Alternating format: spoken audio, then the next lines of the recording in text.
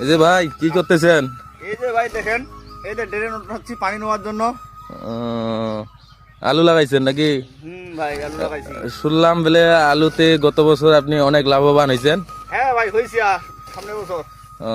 আলু বিঘায় কতগুলা আসে? বিঘায় 90 বস্তা। 90 বস্তা। খরচা কেমন আছে? খরচা ধরেন এই সার ধরেন মনে করেন 15-20 হাজার। তাতে টোটাল আলু বিক্রি করা যাবে কত? টোটাল যদি 30-35 টাকা যায় মনে করেন বিঘায় পাবেন 1.5 লাখ টাকা। 1.5 লাখ? 1.5 লাখ। খরচা হবে কত? 50,000 না 20 থেকে 30,000? 50-এর মধ্যে থাকবে। 50-এর মধ্যে। তো 1 লাখ টাকায় লাভ নাকি? 1 লাখ টাকায় লাভ। আলু উঠে আবার কি করবেন? আলু উঠে আবার চায়না লাগাবো, তারপর ইয়া লাগাবো, করলা লাগাবো, শসা লাগাবো। তে তো 6 মাসে 2টা ফসল উঠতেছে নাকি? 6 মাসে 2টা ফসল উঠবে। তাহলে তো ভালোই।